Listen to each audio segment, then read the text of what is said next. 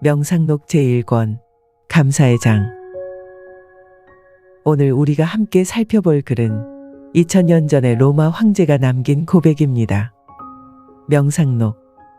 이 책은 황제가 스스로에게 남긴 내밀한 철학 노트이자 하루하루를 견뎌내기 위한 내면의 기도문이었습니다. 그런데 놀랍게도 그 첫 장은 자기 사유나 고통, 철학적 논쟁이 아니라 감사로 시작합니다. 감사는 단순히 고맙다는 말이 아닙니다. 감사란 내가 지금 누리고 있는 모든 것이 나 혼자의 힘이 아니라는 사실을 인정하는 태도입니다. 마르쿠스는 인간의 시작을 나는 덕분에 존재한다는 자각에서 출발합니다. 나는 할아버지에게서 품위를 배웠고 어머니에게서 경건함을 배웠으며 스승에게서 철학을 배웠다. 황제의 첫 문장은 곧 나는 나 혼자의 힘으로 여기까지 온 것이 아니다 라는 선언입니다. 이 겸손한 출발에서 우리는 진정한 위대함이 어디서 비롯되는지, 그리고 인간이 어떻게 자기 자신을 길러야 하는지를 배울 수 있습니다. 첫째, 할아버지에게서 배운 침착함과 품위입니다. 할아버지 베루스에게서 나는 침착함과 품위를 배웠다.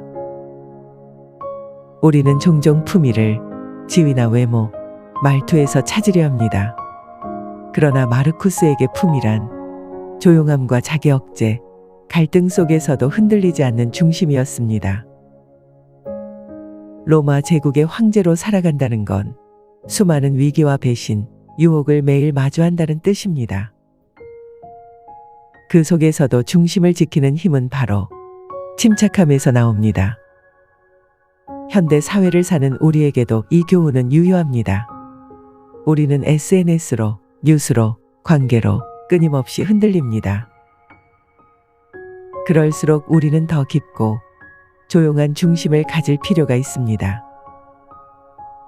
침착함은 감정 없는 태도가 아니라 감정을 다스릴 줄 아는 인격의 증거입니다.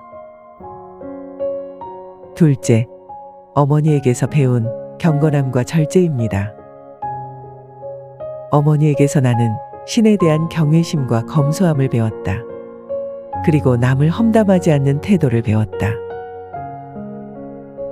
경건함이란 무엇일까요? 그것은 단지 종교적인 행위가 아니라 삶 전체를 신 앞에 두는 태도입니다. 마르쿠스의 어머니는 말이 아닌 행동으로 경건함을 가르쳤습니다. 그녀는 사치와 허영을 멀리했고 험담을 입에 올리지 않았습니다. 그는 어머니로부터 절제의 미덕, 즉 욕망을 줄이는 훈련을 배웠습니다. 절제란 무조건 참는 것이 아닙니다. 절제는 내가 진짜 소중히 여겨야 할 것을 위해 덜 중요한 것을 내려놓는 용기입니다. 오늘날처럼 소비와 비교가 일상인 시대에서 절제는 더 이상 옛 미덕이 아니라 나를 지키는 생존의 철학이기도 합니다. 삶을 풍요롭게 만드는 것은 더 많이 가지는 것이 아니라 덜 필요로 하는 것이다 라는 마르쿠스의 고백을 귀담아 들어야 할 것입니다.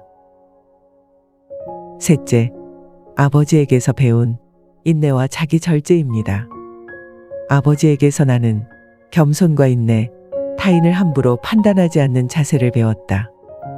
마르쿠스는 아버지를 통해 말없이 보여주는 인격의 힘을 경험합니다. 아버지는 아이를 야단치지 않고 모범으로 가르쳤으며 정당함을 조용히 실천하는 사람이었습니다. 그는 정직하게 살면서도 결코 자랑하지 않았고 지혜로우면서도 뽐내지 않았습니다. 이런 아버지를 보며 마르쿠스는 진정한 지도자의 모습을 배웠습니다.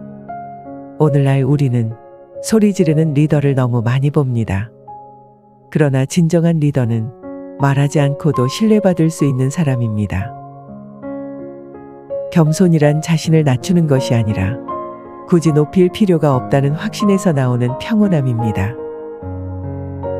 넷째, 스승들에게서 배운 철학적 삶입니다. 명상록 1권에서 마르쿠스는 가장 많은 문장을 할애해 스승들에게 감사를 표합니다. 루스티쿠스, 프론토, 디오게네스. 이름만 10명 가까이 등장합니다. 특히 그는 루스티쿠스를 통해 스토아 철학의 기본 원리를 배웠습니다. 나는 루스티쿠스로부터 감정을 절제하는 법, 자기 생각을 의심하는 법, 그리고 내 허영심을 경계하는 법을 배웠다. 마르쿠스에게 철학은 장식이 아니라 살아가기 위한 기술, 인간으로서의 중심을 잡는 도구였습니다. 현대인에게 철학이 멀게 느껴지는 건 우리가 철학을 지식으로만 배웠기 때문입니다. 하지만 마르쿠스에게 철학은 아침에 일어나게 해주는 힘이었고 화를 참게 하는 마음의 기술이었습니다. 철학은 알미 아니라 나를 다스리는 반복적인 훈련입니다. 5째, 친구와 타인에게서 배운 겸허함입니다. 나는 친구들에게서 지적을 받아들이는 법을 배웠다. 마르쿠스는 비판을 받아들이는 태도를 중요하게 여겼습니다. 비판을 수용할 수 있다는 건 자기 자신을 진정으로 아는 사람만이 가질 수 있는 힘입니다. 우리는 대개 비판에 민감하고 방어적이 됩니다. 하지만 비판은 거울입니다. 우리를 찌르는 말 속에서도 진실을 보는 눈이 필요합니다. 불편한 말에도 귀를 기울일 수 있을 때 우리는 비로소 성장할 준비가 된 것입니다. 6째, 신에게 감사한다. 운명 수용의 철학. 나는 신들에게 감사한다. 나는 철학을 사랑하게 되었고 악한 사람들과 어울리지 않았으며 내 능력보다 높은 지위에 오르지 않았다. 이 문장은 놀랍습니다. 그는 자신이 무엇을 이루었는지가 아니라 이루지 않아서 다행인 것들에 감사하고 있기 때문입니다. 마르쿠스는 운명을 통제하려 하지 않습니다. 운명을 받아들이고 그 안에서 의미를 찾는 사람이었습니다. 진정한 철학자는 세상을 바꾸려 하기보다 자기 마음을 단련하는 사람입니다. 지금까지 명상록 제1권 감사의 장에 대해 정리해 보았습니다. 그럼 우리가 마르쿠스로부터 배워야 할 삶의 태도는 무엇일까요? 첫째, 감사입니다. 그는 모든 배움과 성장의 시작을 내가 받은 것에서 찾았습니다. 황제임에도 나는 나 혼자의 힘으로 여기까지 오지 않았다 고 고백합니다. 둘째, 겸손입니다. 스승뿐 아니라 친구, 심지어 자신을 비판한 사람에게도 감사했습니다. 배움에는 자격이 필요 없다는 그의 태도는 진정한 지혜의 시작입니다. 셋째, 절제입니다. 그는 감정에 휘둘리지 않고 욕망을 경계하며 중심을 지켰습니다. 절제는 그의 철학이자 황제로서 흔들리지 않는 힘이었습니다. 넷째, 수용입니다. 그는 원하지 않은 것마저 받아들였고 오히려 그것에 감사했습니다. 삶을 통제하려 하기보다 그 흐름 속에서 의미를 찾았습니다. 그리고 마지막, 배움입니다. 그는 죽는 날까지 스스로를 가르치려 했고 그 겸손한 태도로 살아갔습니다. 이 5가지, 감사, 겸손, 절제, 수용, 배움. 이것이 마르쿠스가 남긴 우리 모두의 삶을 위한 철학입니다.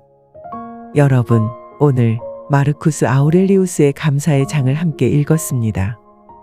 이제 질문을 던져봅니다. 여러분을 이 자리에 있게 한 사람은 누구입니까? 여러분이 지금껏 당연하게 여긴 삶의 조건 중 사실은 누군가의 배려와 희생에서 비롯된 것은 없습니까? 오늘 하루 조용히 앉아 나만의 감사의 장을 써보세요. 그것은 단순한 글쓰기가 아닙니다. 그것은 인간이 되는 훈련입니다. 나는 나 혼자 만들어지지 않았다.